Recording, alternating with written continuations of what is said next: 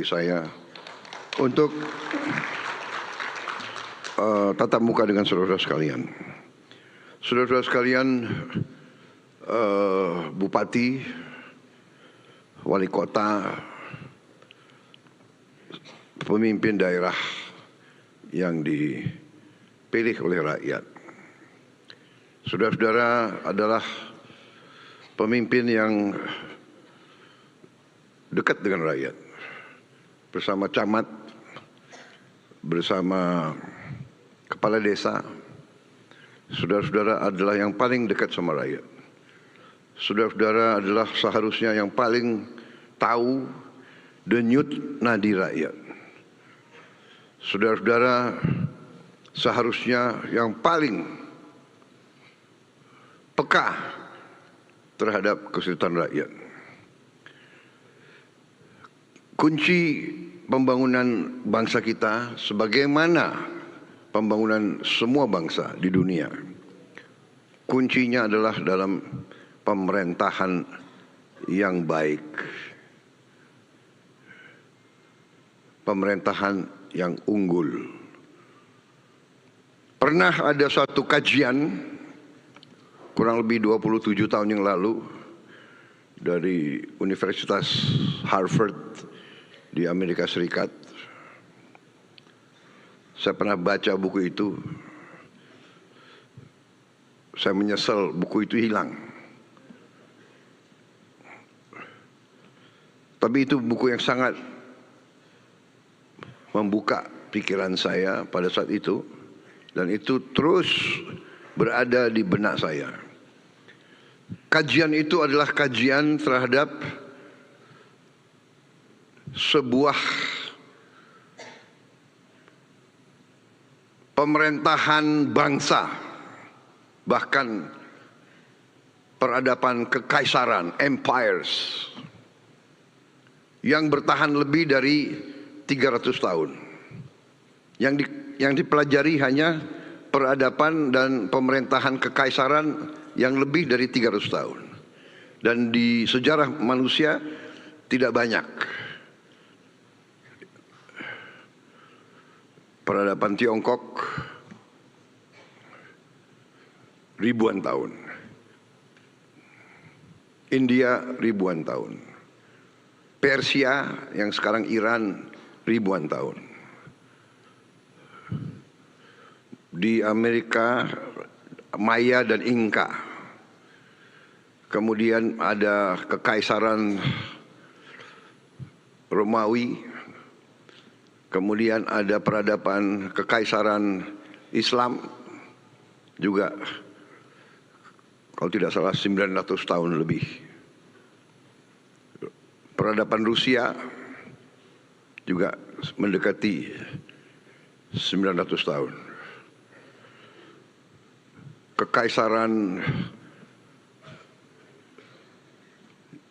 Inggris kalau tidak salah 400 tahun. Amerika mungkin baru 100 tahun. Apa yang menjadi unsur yang ada di semua pemerintahan itu yang bertahan ratusan tahun? Ada tiga.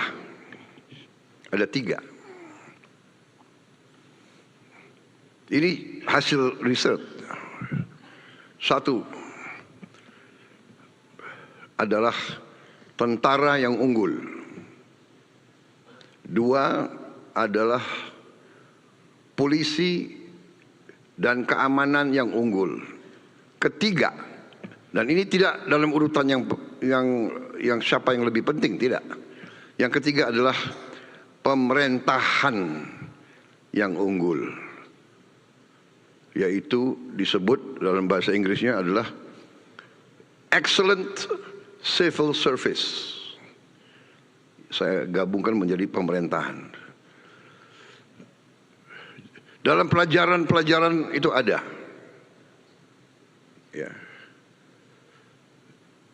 Dalam pelajaran ada Akademi Gubernur di Imperium Osmani, ada Akademi Gubernur. Dan di situ ada pelajarannya yang sangat sederhana. Ini untuk para bupati yang akan jadi gubernur.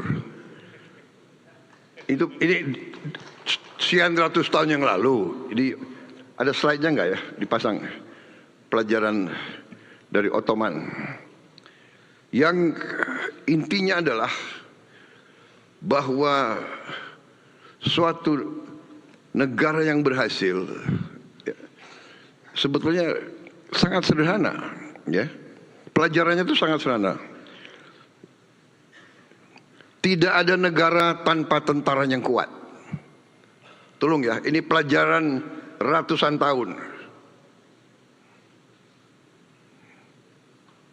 Tidak ada tentara yang kuat tanpa uang.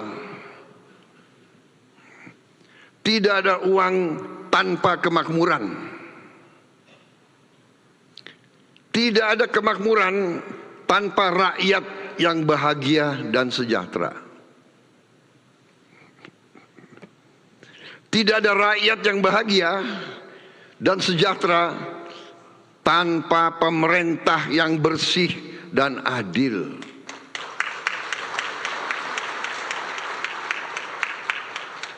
Ini pelajaran sejarah. Kalau saudara mau menjadi bupati yang benar dan baik, kalau saudara mau menjadi bupati yang dicintai rakyat, kalau saudara mau jadi bupati yang setia kepada tanah air, yang setia kepada pendiri-pendiri bangsa, yang setia kepada merah putih, saudara harus belajar ini. Saudara harus menjalankan pemerintah yang bersih dan adil. Kalau tidak, saudara tidak akan berhasil. Ini berlaku untuk setiap tingkat. Karena itu saya yang dipilih oleh rakyat, saya disumpah oleh rakyat, saya diberi mandat oleh rakyat, saya harus menjaga undang-undang dasar dan menjalankan undang-undang. Saya harus menegakkan pemerintah yang bersih dan adil. Ini kewajiban saya. Dan ini kewajiban semua bupati-bupati dan wali kota dan camat-camat dan kepala-kepala desa dan lurah-lurah. Kalau tidak, kita tidak akan jadi negara yang berhasil. Kalau tidak, kita tidak akan jadi negara yang berhasil. Tidak mungkin ada kemakmuran. Pemerintah yang korup tidak mungkin membawa kemakmuran kepada rakyat.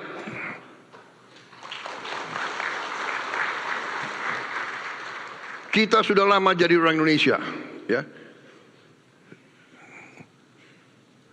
Entah partai mana, ya.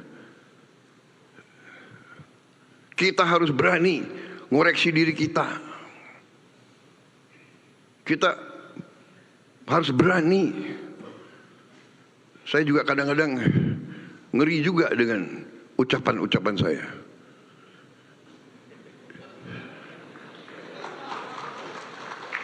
Di MPR tanggal 15 Agustus, ingat pidato saya? Saya katakan, kalaupun ada anggota Gerindra yang melanggar, saya tidak akan lindungi. Beberapa hari kemudian ada anggota Gerindra, tapi dia anggota, dia belum kader. Kalau kader itu ikut pendidikan. Yang tadi itu Ottoman itu dia harus belajar itu. Aduh, dia nggak keburu ikut kaderisasi. Tapi tetap saya agak malu saya. Sebetulnya saya orangnya itu menarik ya. Mungkin dia khilaf.